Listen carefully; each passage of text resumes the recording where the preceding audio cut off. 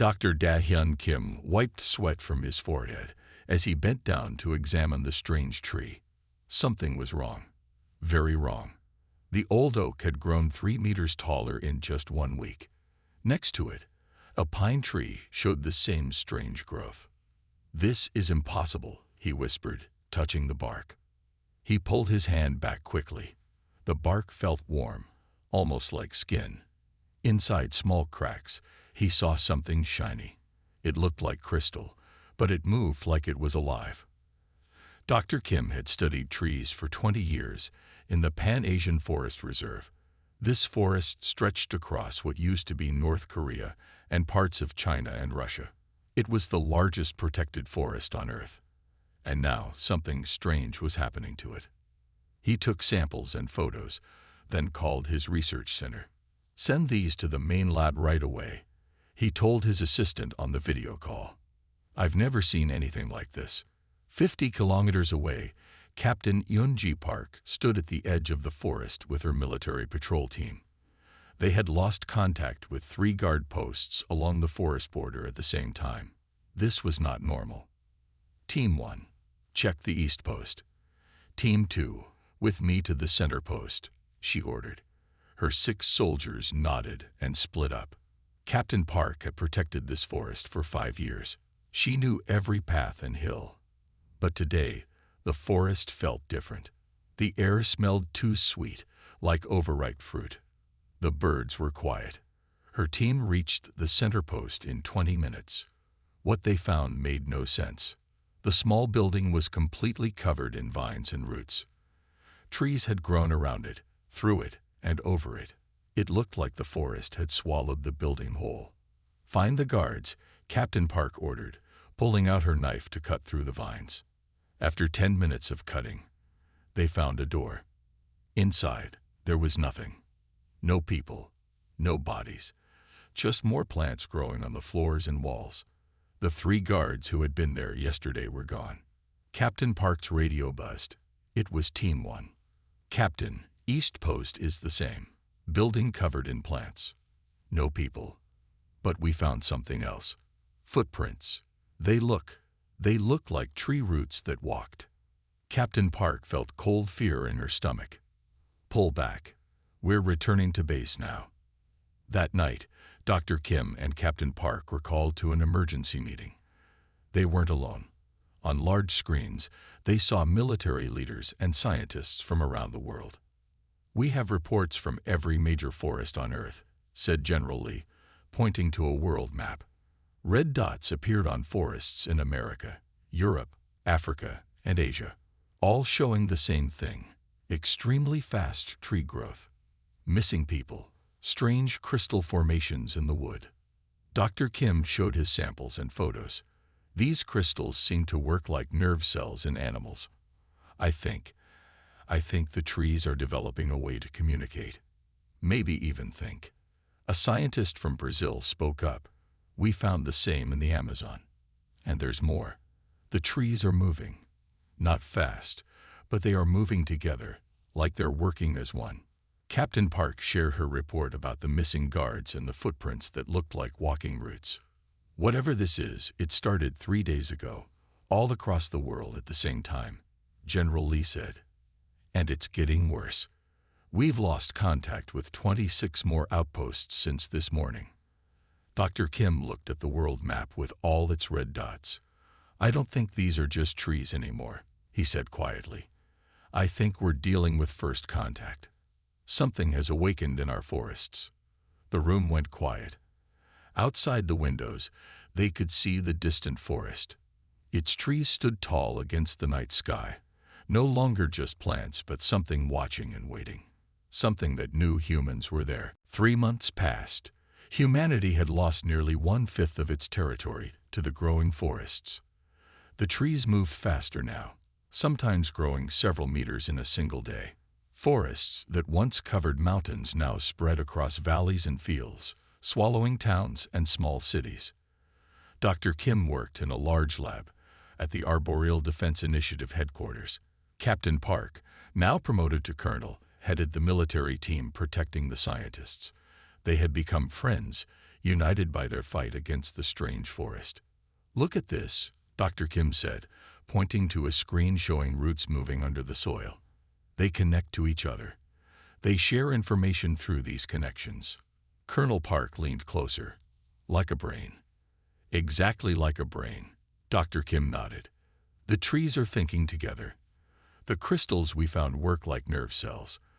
The roots are like a giant nervous system stretching across the world." Another scientist, Dr. Yoon, joined them. "We found something else," she said, her voice shaking slightly. "The forest is learning from what it eats." She showed them test results. The forest absorbed 50 people from Green Valley Town last week. Now the trees near that town show human DNA mixed with their own. They're taking information from us. Colonel Park's face hardened. "So it's not just killing us, it's studying us." "Worse," Dr. Kim said. "It's evolving by using us. Each attack makes it smarter." That afternoon, they watched videos from a team that had tried to communicate with the forest. Scientists had created special chemicals that mimicked tree signals. They released these chemicals in a controlled forest area, hoping to talk to the trees. The video showed the scientists standing near tall oak trees. At first, nothing happened. Then the trees began to move. Not just grow, but actually move. Branches bent down. Roots lifted up. In less than 5 minutes, the trees had formed shapes that looked like humans made of wood and leaves. These tree humans attacked the scientists. They moved fast, with clear purpose. The video ended when one of the tree humans hit the camera. "They copy our shape," Dr. Yoon whispered. "They're learning how we move, how we fight." Colonel Park turned to General Lee, who had been quietly watching. "We need to evacuate more cities. The forest is getting too close to New Seoul." General Lee nodded. "We've lost too much already. Tell your soldiers to prepare for a big operation. We need to move 2 million people in 3 days." Later that night, Dr. Kim studied samples in his lab. Under powerful microscopes, he could see the crystal structures in the wood changing, forming new patterns. They looked like computer circuits, but made of living material. "It's trying to solve problems," he said to himself. "It's thinking about us." Colonel Park came in with coffee for both of them. "Any good news?" Dr. Kim shook his head. "The forest isn't just alive. It's aware. It sees us as a threat to Earth. Aren't we?" "Maybe once," Dr. Kim said. "But now we're just trying to survive." Outside, rain fell on the concrete barriers protecting the compound. Beyond those walls, the edge of the forest waited. Its trees stood like soldiers, growing taller each day, their branches reaching toward the human stronghold. In the dark, the crystal networks inside the trees glowed faintly, pulsing with thoughts alien to human understanding. The verdant intelligence watched and planned, learning from each encounter with its enemy. It had been dormant for millions of years. Now it was awake, and Earth would be green again, without humans. 1 year had passed since the trees first changed. Humanity now lived only in fortified cities. The forests covered most of Earth. Fields, farms, and towns were all gone, replaced by thick woods filled with the crystal vein trees. Colonel Park, now General Park, stood on the walls surrounding New Seoul. 5 million people lived inside these concrete barriers. It was one of the last big human cities left. "They're getting closer," said her second-in-command, Major Han. He pointed to the edge of the forest. It was now only 2 kilometers from the wall. Last week, it had been 5 kilometers away. "How are our supplies?" General Park asked. "Food for 3 more months. Water is still good because of the treatment plant. But we lost another supply plane yesterday." General Park nodded. The forests had developed new weapons. They shot spores into the air that could eat through metal. Any plane flying too low was attacked. The spores would melt holes in the engines, causing crashes. And the spaceport. "Almost ready," Major Han said. "The ships can take 2 million people to the moon bases and orbital stations." "Less than half our people," General Park said quietly.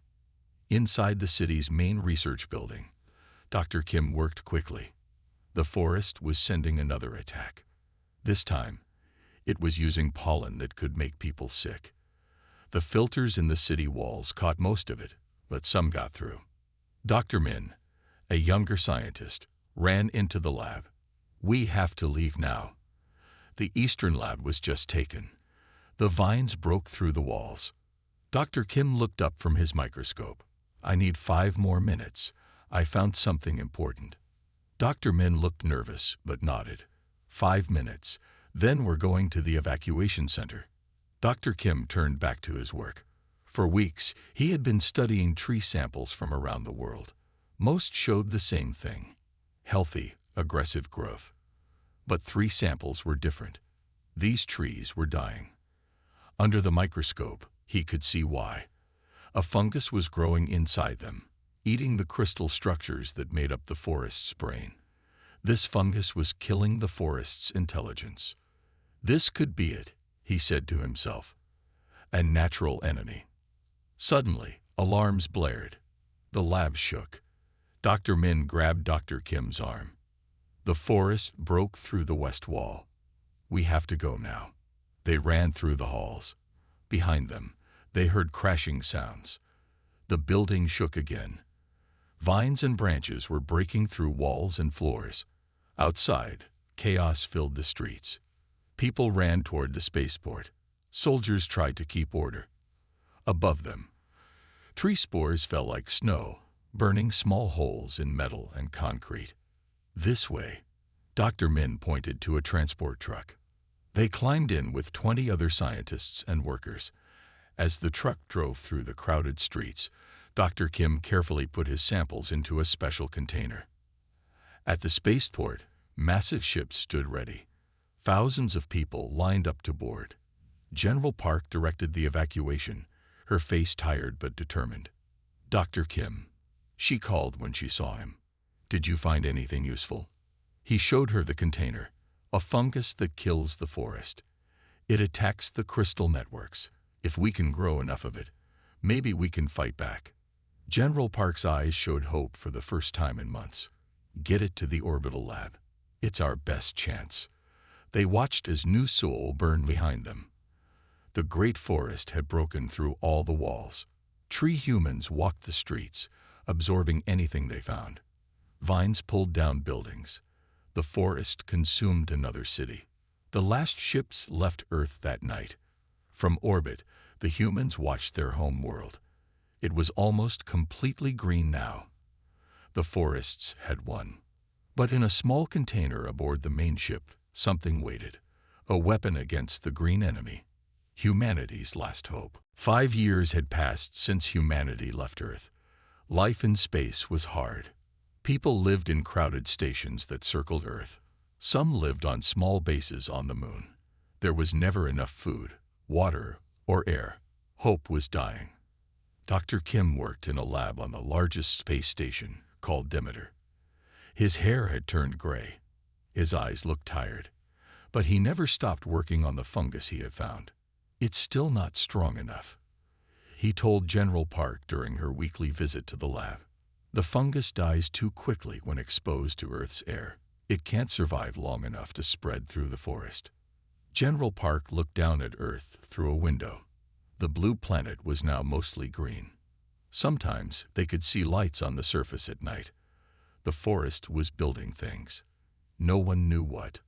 "We're running out of time," General Park said.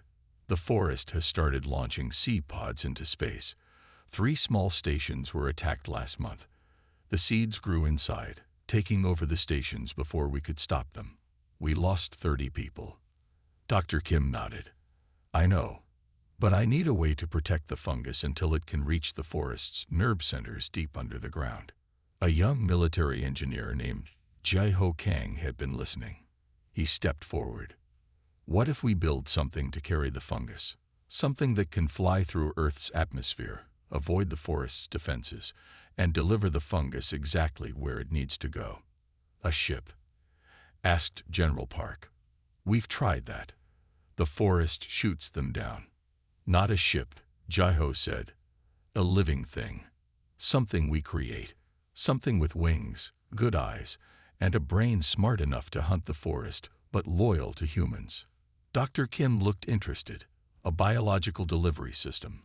It would need to be immune to the forest's attacks. And it would need to be able to breed, Jai-Ho added, so it could spread the fungus across the whole planet. General Park thought for a moment. How would we control it? We don't want to create something that might turn against us later. We use human DNA, Dr. Kim said, just enough to give it a natural connection to us, a reason to help us. Jai-Ho nodded. We could also create a neural link. Pilots could guide the first ones from here, teaching them what to do. General Park walked to a computer and typed a message to the United Human Government. I'm requesting resources for this project. What do we call it? Jai-Ho thought for a moment. In old stories, there were creatures called harpies. They had human faces but bird bodies. They were feared and respected. Let's call it Project Harpy. 2 weeks later, the United Human Government approved the project. Not everyone agreed. Many people wanted to use the remaining resources to build better space stations or to prepare for a journey to Mars. They had given up on Earth. Earth is our home, General Park told the Government Council. We need to fight for it. Work on Project Harpy began immediately. Dr. Kim directed the biological engineering. Jai-Ho designed the neural interface system. General Park provided military support and protection. The first prototypes were grown in special labs. They were small at first, but they grew quickly. They had wings like birds but scales like reptiles. Their eyes were large and sharp. Their brains were bigger than any bird's brain should be. In their DNA was a small part of human genetics, not enough to make them look human, but enough to give them a connection to humanity, enough to make them see the forest as an enemy. 6 months later, the first full-sized harpy was ready. It stood taller than a human. Its wings stretched 4 meters wide. Its eyes glowed with intelligence. Now we need someone brave enough to connect with it, Jai-Ho said. Someone who can teach it how to fight. For the first time in years, humans felt something new as they looked at the magnificent creature. They felt hope. The first full-sized harpy looked fierce and beautiful. Its body was covered in dark blue scales that shimmered in the light. Its wings were strong and flexible. Sharp claws extended from its feet. Its head held large, intelligent eyes that glowed with golden light. Who will connect with it? General Park asked, looking at the scientists and soldiers gathered in the lab. A young woman stepped forward. I will, she said. Her name was Su-Min Choi. She worked as a biological interface specialist, studying how minds could connect with machines. It's dangerous, Jai-Ho warned. The neural link will let you feel what the harpy feels. You'll share its thoughts. Su-Min nodded. I understand, but someone has to do it. The next day, Su-Min sat in a special chair connected to many machines. Doctors placed sensors on her head. The harpy was in a large cage nearby, watching her with curious eyes. We'll start with a simple connection, Jai-Ho explained. You'll feel its basic thoughts. Don't try to control it yet. Just listen. Su-Min closed her eyes. The machines hummed. Then suddenly, she gasped. In her mind, she felt the harpy. Its thoughts were not like human thoughts. They were sharper, faster, filled with instinct and hunger. But behind those wild thoughts was something else. A cool intelligence. A sense of purpose. I can feel it, she whispered. It knows who I am. It knows why it was made. Does it accept you? Dr. Kim asked. Su-Min was quiet for a moment, listening to the thoughts in her head. Then she smiled. Yes, it sees humans as family. The forest is the enemy. Over the next month, Su-Min and the harpy trained together every day. Their connection grew stronger. Su-Min learned to see through the harpy's eyes and to guide its movements. The harpy learned to understand complex commands and to recognize different parts of Earth from old maps. Scientists injected the harpy with the special fungus. The fungus lived inside the harpy's body without hurting it. The harpy could release the fungus through its claws when it scratched trees or through its saliva. It's working perfectly, Dr. Kim told General Park.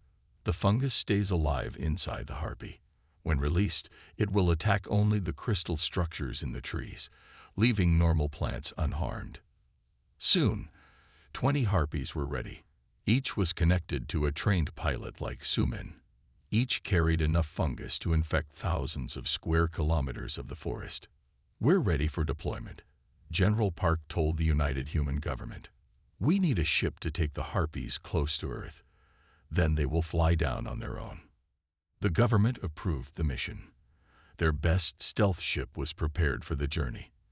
It would approach Earth quietly, trying to avoid detection by the forest's new space defenses. The night before the mission, Sumin sat alone with her harpy. Through their mental link, they shared thoughts without words. The harpy understood the mission. It would fly to Earth, avoid the forest's attacks, and spread the fungus that would destroy the crystal intelligence. It might not survive, but its children would. The harpy's eggs, already growing inside it, would hatch into new harpies that would continue the fight. We're going home tomorrow, Sumin told it, stroking its scaled head, to take back our world. The harpy made a soft sound like singing. In Sumin's mind, she felt its response. Not fear, but fierce joy. The harpy wanted to fly. It wanted to fight. It was made for this purpose. As the humans prepared for the mission, a new feeling spread through the space stations. For the first time in 5 years, they looked down at the green planet with something other than despair. They looked at Earth with hope. The stealth ship Moon Shadow moved quietly through space. Inside, 20 harpies waited in special chambers. Their pilots, including Sumin, sat in neural link chairs nearby. They were 5 hours away from Earth. All systems normal, reported the ship's captain. No sign the forest has detected us. General Park stood on the bridge, watching Earth grow larger on the screens. The once blue planet was now covered in green. Only the oceans and polar ice remained untouched by the forest. Start final preparations, she ordered. We'll release the harpies in low orbit. In the deployment bay, Sumin felt her harpy's excitement through their mental link. The creature was eager to fly, to feel real air under its wings. Soon, she whispered to it. Very soon. Suddenly, alarms blared throughout the ship. Red lights flashed. The captain's voice came over the speakers. Multiple objects approaching. Speed and trajectory suggest they're from Earth.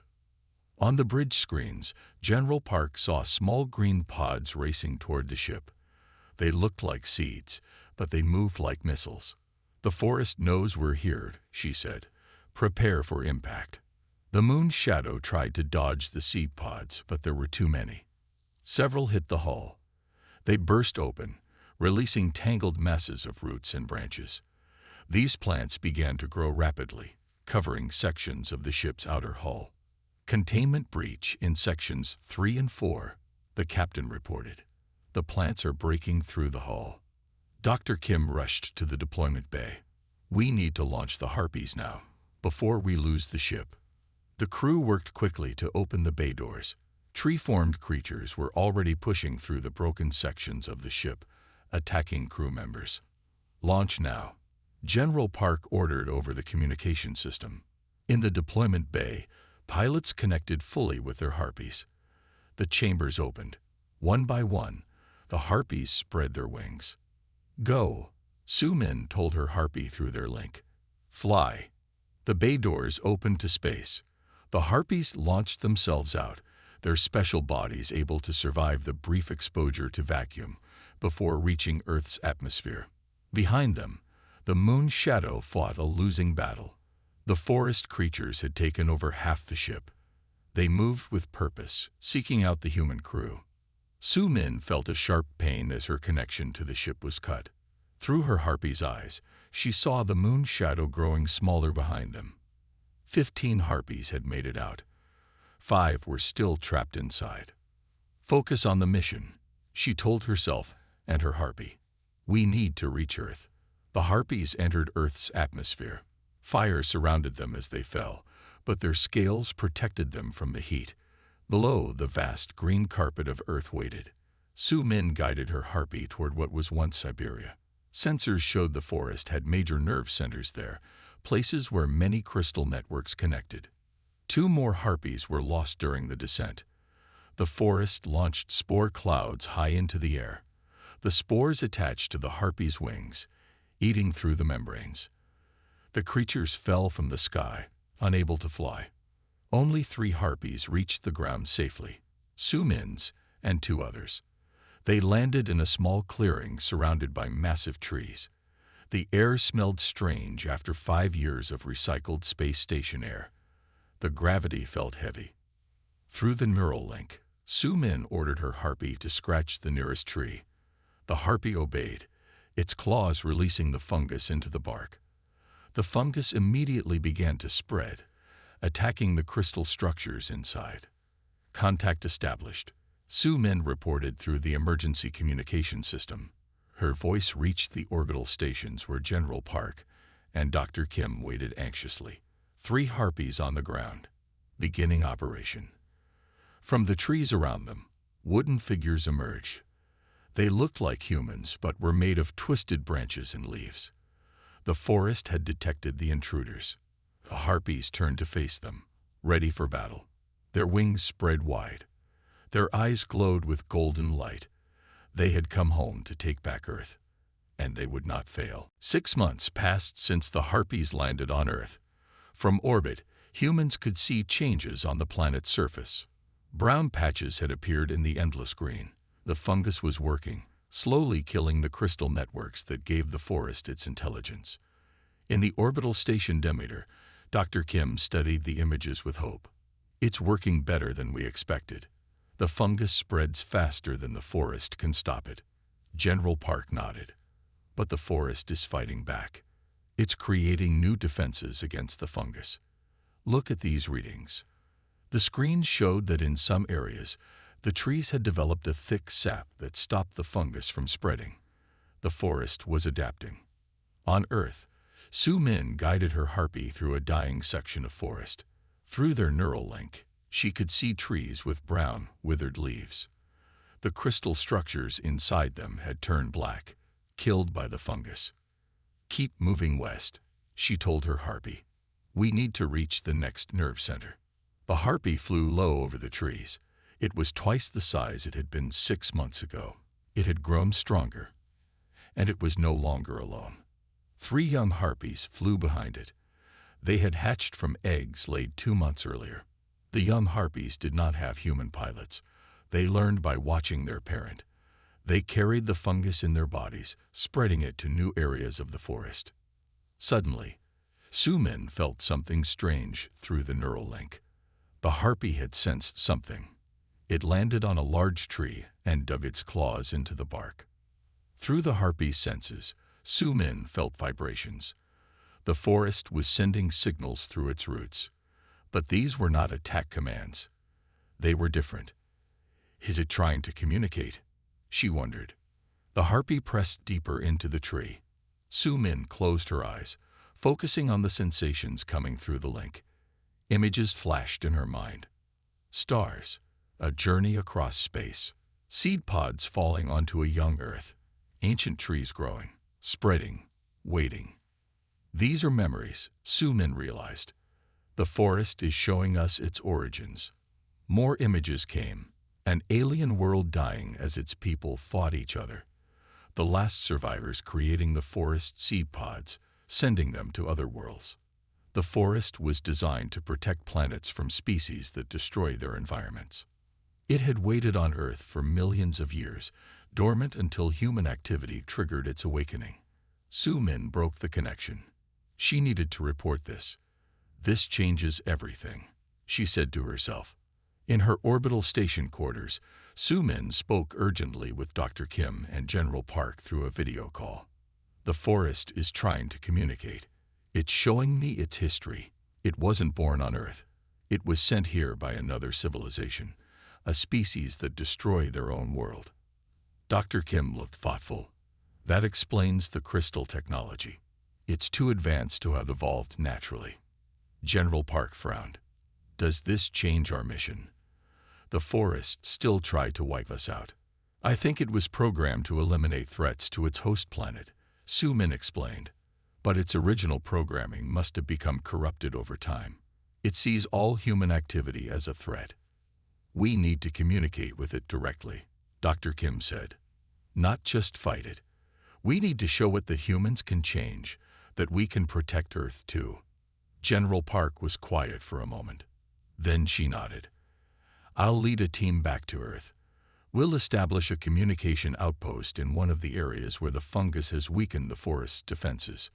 It's dangerous, Su-min warned.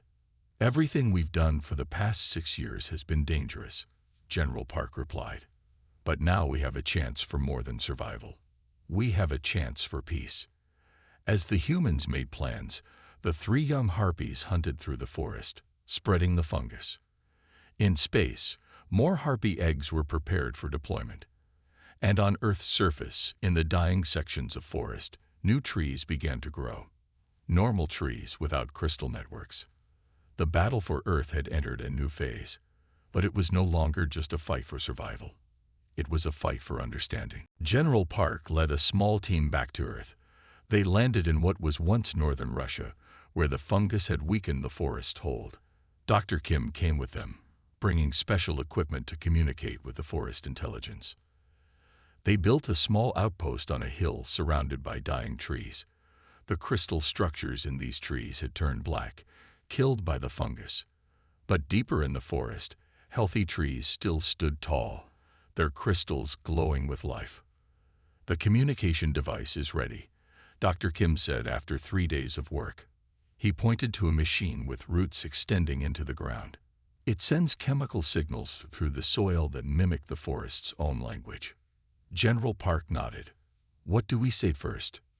We tell the truth, Dr. Kim replied. We tell it who we are and why we're here. The team activated the device.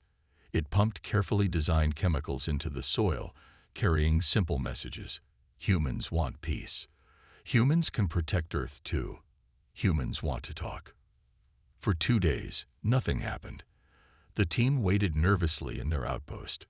Then, on the 3rd morning, they saw movement in the healthy section of forest. A large tree was walking toward them. Its roots had pulled from the ground to form legs. Its branches had shaped themselves into arms. It did not look like the tree humans that had attacked them years ago. This form was more like the tree's natural shape, only mobile. It's coming to talk, Dr. Kim said with excitement. It understood us. The walking tree stopped 50 meters from the outpost. It extended a branch toward them. At the end of the branch, crystals glowed in patterns. The neural interface, Dr. Kim said to General Park. Someone needs to connect with it directly. General Park stepped forward. I will. I led us into this war. I should help end it. She put on a helmet connected to the communication device. The helmet was similar to the ones used by Harpy pilots, designed to create a neural link. When the connection formed, General Park gasped, her mind filled with images and emotions that were not human. She saw Earth through the forest's perspective, a living planet being damaged by pollution and deforestation. She felt the forest's ancient purpose to protect its host world. It's showing me why it attacked us, she told the others, her voice trained. It was created to protect planets from species that threaten ecological balance. Through the link, General Park sent back human memories. She showed the forest images of human conservation efforts, sustainable cities, and people fighting to protect nature. She showed it how humans had learned and changed over time. We made mistakes, she communicated to the forest, but we can do better. We want to help heal Earth, not harm it. As the exchange continued, Su-min arrived with her harpy. The great winged creature landed near the outpost. Through their own neural link, Su-min could sense the conversation between General Park and the forest. The harpy can help, Su-min said. It understands both sides. The harpy approached the walking tree. The two creatures studied each other. Then the harpy extended a wing, touching the tree's branch. A new connection formed.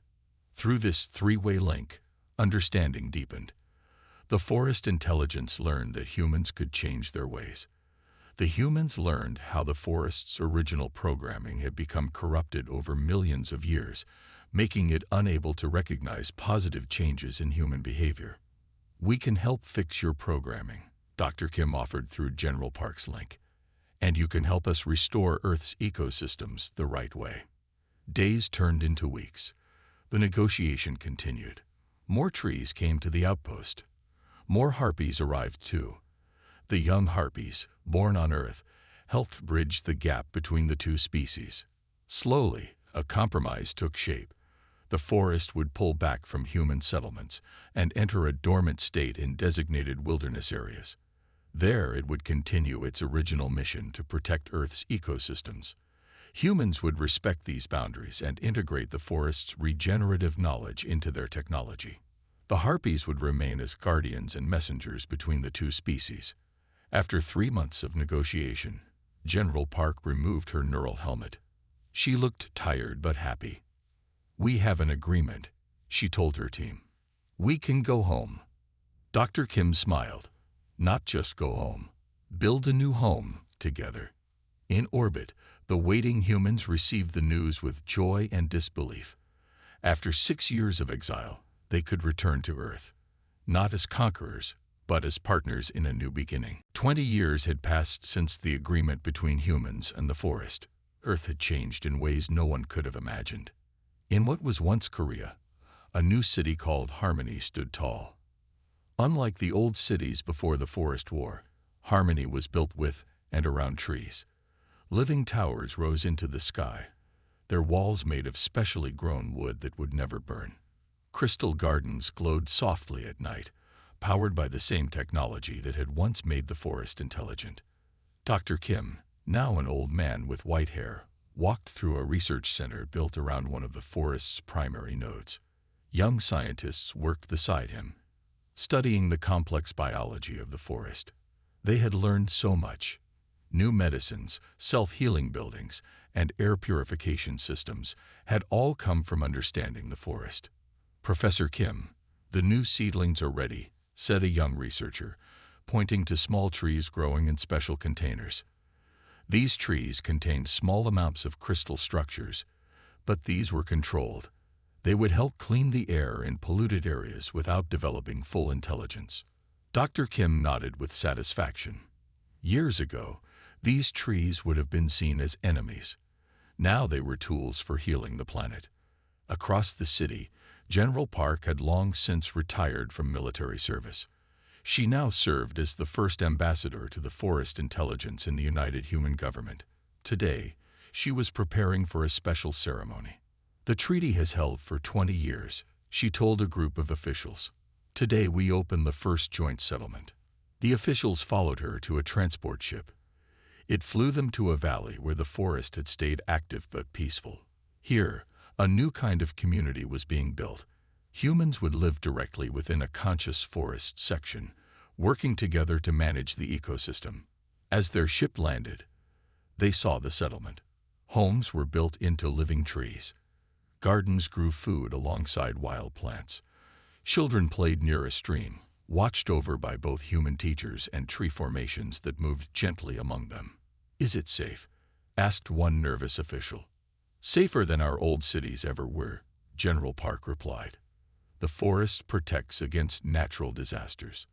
It cleans the water and air. And the children are learning directly from one of the oldest intelligences on Earth." High above the valley, Su-min flew on the back of her harpy.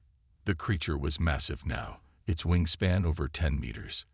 Its blue scales had taken on a silver sheen with age. Together, they led the Harpy Corps, a group of neural pilots who maintained communication between humans and the forest. The harpies themselves had thrived over the years. Hundreds now lived on Earth. They had developed their own societies in the spaces between human and forest territories. Some stayed connected to human pilots. Others lived wild, following their own paths while remembering their purpose as guardians of the peace. Su-min's harpy landed in the central clearing of the new settlement. Children ran up to them in excitement. The harpy lowered its head, allowing the children to touch its scales. Through their neural link, Su-Min felt the Harpy's happiness. It loved children most of all. That evening, leaders from the United Human Government and representatives of the forest gathered for the opening ceremony. The forest sent a large tree formation, shaped like a natural tree, but able to move and communicate. General Park translated its chemical signals for the human audience. "We were enemies because of misunderstanding," she told them. "We fought because both sides were afraid. Now we are neither human nor forest, but Earth's caretakers together." Dr. Kim raised a small glass in a toast.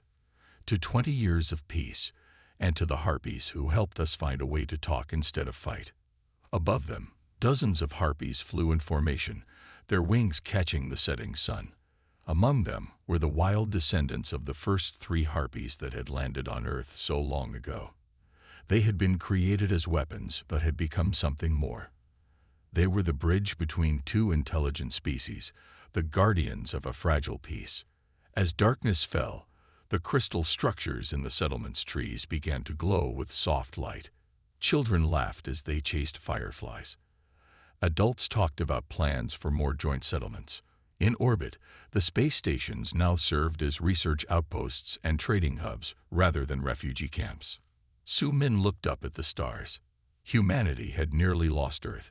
Instead, they had found a new way to live, not as masters of the planet, but as partners with another ancient intelligence. The terror from the trees had become the teachers of trees. And the Harpies, once humanity's last hope for vengeance, had become their best hope for a shared future. Earth was home again. A different home than before. A better one.